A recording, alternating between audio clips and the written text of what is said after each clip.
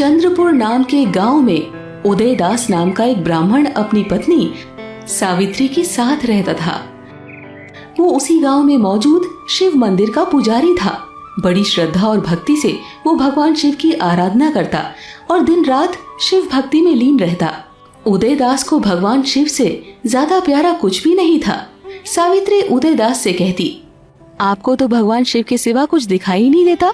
मैं आपको भक्ति के लिए मना नहीं करती, लेकिन घर के प्रति जो आपकी जिम्मेदारी है उसे आप क्यों भूल जाते हैं? उदयदास ने कहा, किस जिम्मेदारी की बात कर रही हो तुम? घर के खर्चे के लिए पैसे तो मैं देता ही रहता हूँ। सिर्फ पैसे दे देने से जिम्मेदारी खत्म नहीं हो जाती ना। घर का राशन पानी बाजार से खरीद कर लाने में आप कोई मदद नहीं करते। सब कुछ मुझे ही करना पड़ता है।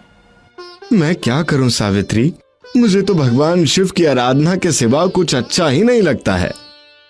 सावित्री घर और बाहर का सारा काम करती, जबकि उदयदास दिन रात भगवान की भक्ति में ही लीन रहता। अब उसके मन में केदारनाथ जाकर भगवान के दर्शन करने की इच्छा जाग उठी थी। इसीलिए हमेशा वो अब केदारनाथ जाने के बारे में ही सोचता रहता था। सावित्री, मेरी बड़ी इच्छा है केदारनाथ जाकर अपने प्रभु के दर्शन करने की। वो तो ठीक है, लेकिन केदारनाथ जाने के लिए तो बहुत सारे पैसों की जरूरत होगी। वो कहाँ से आएंगे? और अगर आप चले जाएंगे तो मैं कैसे क्या करूंगी? वही तो परेशानी है सावित्री। मेरे पास इतने पैसे नहीं हैं कि मैं घर का खर्चा भी चला सकूं और केदारनाथ भी जा सकूं। अभी तो रोज के जो पैसे आते हैं उसी से घर का खर्चा निकल पाना मुश्किल सा होता है। गरीबी की वजह से उदयदास चाहकर भी केदारनाथ नहीं जा पा रहा था। इसीलिए हमेशा वो भगवान से ही प्रार्थना करता रहता कि किसी तरह उसे केदारनाथ जाने का मौका मिल जाए। उदयदास मंदिर में भगवान शिव से कहता है, हे भगवान, मैंने जीवन भर आपकी सेवा की है। अब केदारनाथ जाकर आपके दर्शन का लाभ लेना चाहता हूँ, लेकिन प्रभु मेरे पास इतने पैसे नहीं कि घर के खर्चे और केदारनाथ जाने के खर्चे निकाल सकूं। हे प्रभु, अब तो आप ही मेरी कुछ मदद कर सकते हैं। अपने इस भक्त की पुकार तो सुन लो भगवान। मुझे अपने धाम बुला लो भगवान, ताकि मेरा जीवन धन्य हो जाए। दिन रात उदयदास भगवान शिव से केदारनाथ जाने की मन्नत मांगता रहता। माता पार्वती भगवान शिव से कहती है, स्वामी, आपका ये परम भक्त केदारनाथ जाकर आपके दर्शन करना चाहता है। आप उसके लिए कुछ क्यों नहीं करते हैं? आप सही कह रही हैं देवी। मुझे उदयदास के लिए कुछ ना कुछ तो करना ही होगा, लेकिन उससे पहले मुझे उसकी परीक्षा लेनी होगी। अगर वो परीक्षा में सफल हो जाता है तो वो केदारनाथ अवश्य जा पाएगा। भगवान शिव एक व्यापारी का वेश धारण कर मंदिर में उदयदास के पास आ जाते हैं। व्यापारी के रूप में भगवान शिव उदयदास से कहते हैं, पंडित जी, इस बार मुझे मेरे व्यापार में बहुत ज्यादा मुनाफा हुआ है, इसलिए मैं मंदिर में दान करना चाहता हूँ। ये तो बहुत अच्छी बात है। आप इस दान पेटी में जितना दान चाहें कर दें। व्यापारी सोने के सिक्के दान पेटी में डालने लग जाता है। धीरे धीरे करके वो दान पेटी पूरी तरह से भर जाती है, लेकिन सिक्के खत्म नहीं होते। पंडित जी, दान पेटी तो भर गई, अब क्या? मेरे पास तो और भी सिक्के हैं। ऐसा कीजिए, आप ये बचे हुए सोने के सिक्के अपने पास रख लीजिए, और जब ये दान पेटी खाली हो तो ये सिक्के भी उसके साथ ही मिला दीजिए। ठीक है, जैसा आप कहें। व्यापारी के रूप में भगवान शिव वहां से चले जाते हैं। तब उदयदास वो सिक्के लेकर अपने घर आ जाता है और काफी सोचने के बाद वो अपनी पत्नी से कहता है, सावित्री, ये सिक्के तुम अपने पास रख लो, इससे तुम अपने घर का खर्चा चलाना। मैं केदारनाथ जाता हूँ, प्रभु के दर्शन करके वापस लौट आऊंगा।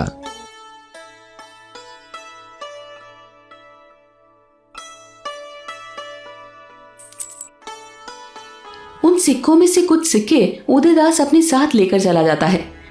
महीनों पैदल चलने के बाद वो केदारनाथ पहुंचता है, लेकिन उसके वहां पहुंचते ही मंदिर का गेट बंद हो जाता है। मंदिर का एक पुजारी उदयदास से कहता है, आपने आने में देरी कर दी। अभी 5 मिनट पहले ही मंदिर के द्वार बंद हुए हैं और अब ये ठंड की वजह से 6 महीने बाद ही खुलेगा। हे भगवान, ये मेरी कैसी किस्मत है। यहाँ पहुंचकर भी आपके दर्शन नहीं कर पाया। अब मैं क्या करूंगा? अब आपको भगवान के दर्शन करने के लिए इंतजार करना होगा। आपको अगर कोई आपत्ति ना हो तो आप मेरे साथ चलें। मैं आपके रहने की व्यवस्था कर दूंगा और आपको कोई काम भी दिला दूंगा। उदयदास बहुत ज्यादा उदास हो गया, लेकिन कर भी क्या सकता था। अपनी किस्मत को कोसता वो उस पुजारी के साथ चल दिया। उसने उसे एक व्यापारी के यहाँ काम दिलवा दिया।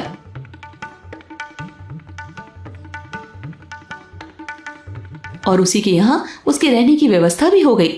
रात को जब वो सोने गया तो रोते रोते भगवान को याद करने लगा और उसकी आंख लग गई।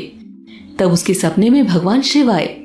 भगवान शिव उदयदास के सपने में आकर बोले, उदय, मैंने तो तुम्हारी परीक्षा ले ली, लेकिन तुम उसमें विफल हो गए हो। केदारनाथ आने की चाहत में तुम भूल गए कि क्या सही है और क्या गलत।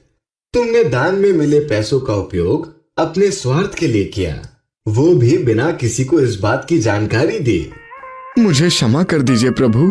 अपनी इच्छा को पूरा करने के लिए मैंने बहुत गलत काम किया है। आप ही मुझे कोई सही रास्ता दिखाएं प्रभु। अब तुम यहीं रहकर काम करो और पैसे कमाओ। 6 महीने बाद जब केदारनाथ मंदिर का द्वार खुलेगा, तब तुम मेरे दर्शन कर अपने घर जाओ और जाकर सारे पैसे मंदिर के दान पेटी में दान कर दो। और हर साल सावन के महीने में पूरे नियम से विशेष पूजा करो। जैसी आपकी आज्ञा प्रभु, मैं ऐसा ही करूंगा। मैं अपनी गलती का पश्चाताप अवश्य करूंगा प्रभु। इसके बाद भगवान शिव वहां से अंतर ध्यान हो जाते हैं और उदयदास की नींद खुल जाती है। अब वो पूरी मेहनत से काम करके पैसे कमाने लगा और भगवान की भक्ति भी करता रहा। पूरे 6 महीने के बाद केदारनाथ मंदिर का गेट खुला और जब जाकर उदयदास ने भगवान के दर्शन किए और वापस अपने गांव लौट गया। यहां आकर उसने अपनी कमाई का सारा पैसा मंदिर के दान पेटी में डाल दिया। अब वो भगवान शिव का और बड़ा भक्त बन गया। हे प्रभु, आपने मुझे भक्ति का रास्ता दिखाकर मेरा कल्याण कर दिया। मुझ पर सदा अपनी कृपा दृष्टि बनाए रखना। अब हर साल सावन के महीने में वो भगवान शिव की विशेष पूजा आराधना करने लगा। पूरे गांव के लोग भी सावन के महीने में भगवान शिव के मंदिर में खूब धूमधाम से पूजा पाठ करने लगे। दूर दूर से लोग सावन के महीने में भगवान शिव के इस मंदिर में पूजा करने आने लगे थे। अब उदयदास के पास किसी चीज की कोई कमी नहीं थी। दूर दूर तक उसके ज्ञान का प्रचार प्रसार हो गया था। दोस्तों, इस कहानी से हमें ये सीख मिलती है